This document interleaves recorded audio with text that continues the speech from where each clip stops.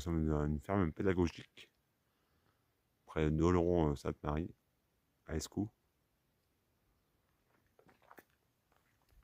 Une superbe ferme pédagogique découverte fortuite comme ça.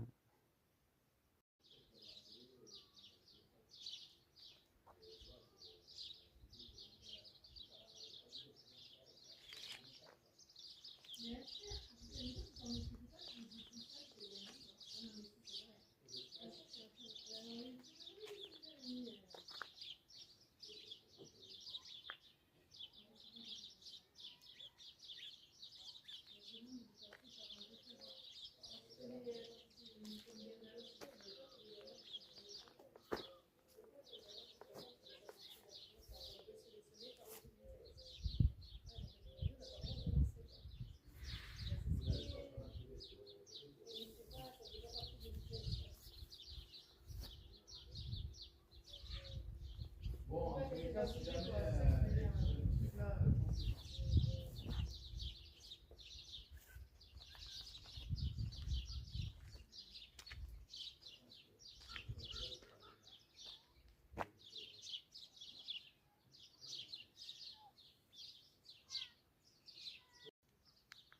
Alors bonjour, nous sommes avec Patrick, donc c'est le propriétaire de la ferme pédagogique.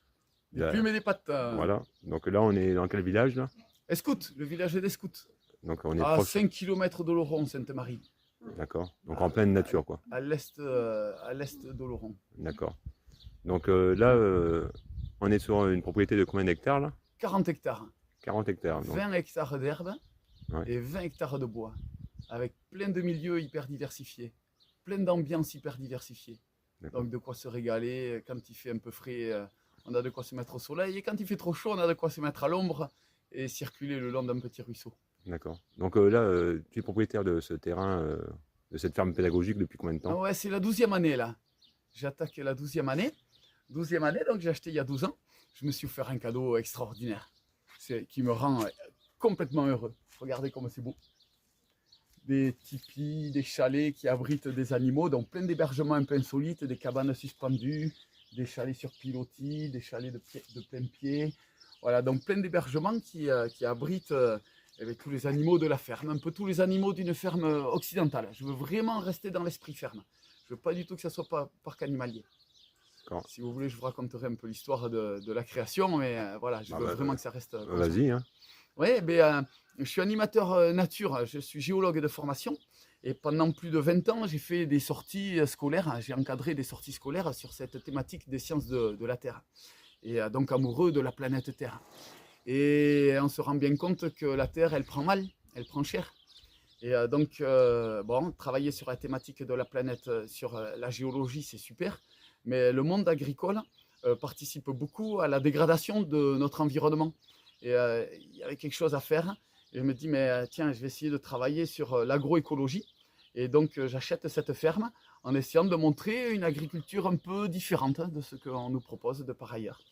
Et voilà, donc essayer de présenter des choses différentes, D'accord. proches de la nature, basées sur le bien-être animal.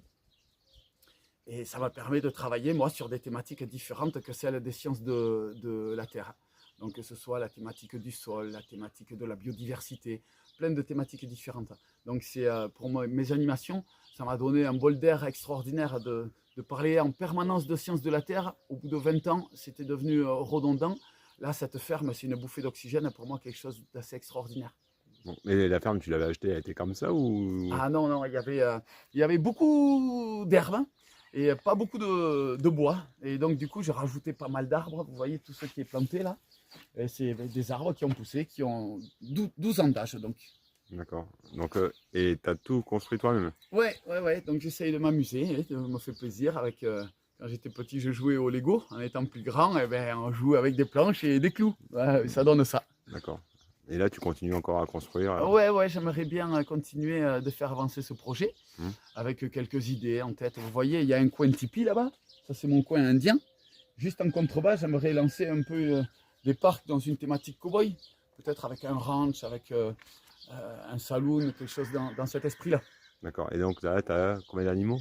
Il doit y avoir à peu près 300 animaux sur la ferme. D'accord. Donc, 300 animaux sur la ferme, avec une particularité quand même sur cette ferme, un petit conservatoire avicole, avec pas mal de poules, plus de 17 races de poules différentes.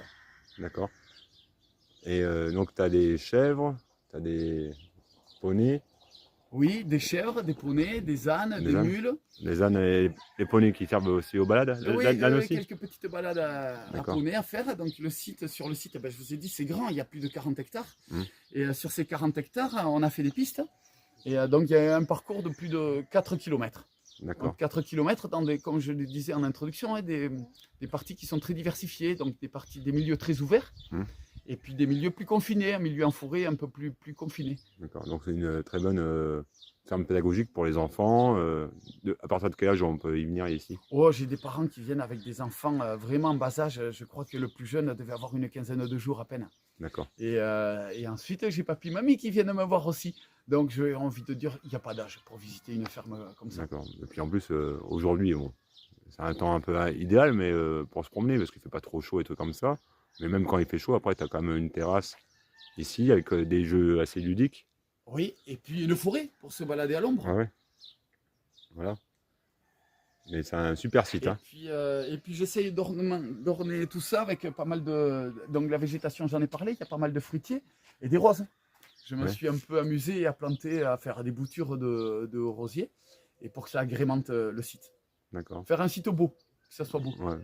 Je pense que la sensibilisation à l'environnement, elle Mm. passe par la protection de l'environnement, elle passe par une sensibilisation qui passe par un côté émotionnel. Et l'émerveillement fait partie de ces émotions. Donc quelqu'un qui est émerveillé aura peut-être plus tendance à être sensible sur ces sujets environnementaux, de protection et de sauvegarde de notre environnement. D'accord. Et tu es ouvert de quand à quand? Alors pour le public individuel, j'ouvre tous les mercredis, tous les samedis, tous les dimanches. Et pour les vacances scolaires, région Nouvelle-Aquitaine, j'ouvre tous les jours, du lundi au lundi. D'accord. Mes horaires, 11h, 19h. D'accord. Et à côté, tu accueilles des groupes. Et en dehors de ces périodes-là, effectivement, là, j'accueille des groupes, mais sur réservation du coup. Et des groupes avec lesquels je travaille un peu sur ces thématiques-là environnementales. Donc j'ai des jeux qui partent un peu pour tous les niveaux, de la petite section de maternelle jusqu'au lycée. Et tu t'es installé ici dans le Piémont d'Oloron, pourquoi Pourquoi? D'abord parce que je suis très amoureux du Béarn. D'accord. Je trouve le Béarn, la situation stratégique du Béarn est assez exceptionnelle. On est à même pas 1 heure de l'océan. Que ce soit la côte basque, le paysage de la côte basque est très différent de la côte landaise, qui est très différent du coteau de Jurançon, qui est très différent du paysage pyrénéen, les Pyrénées françaises qui sont très différentes des Pyrénées espagnoles. Donc, dans une distance très courte, en moins d'1 heure de voiture, on a accès à une diversité de paysages extraordinaires. Donc, le Béarn, j'y suis né, c'est mon pays d'accroche, mon pays d'attache. Je ne me voyais pas partir loin de ce Béarn-là. D'accord. Ah, tu t'y connais bien en montagne aussi. Oui, je suis accompagnateur montagne. Donc, quand je dis j'encadre des sorties scolaires sur la thématique des sciences de la Terre, c'était essentiellement à la montagne. D'accord. Et on peut te joindre même numéro que la ferme pour les accompagnements? Exactement, exactement. D'accord. Un numéro de portable. Bon, ok. Merci beaucoup. Avec plaisir.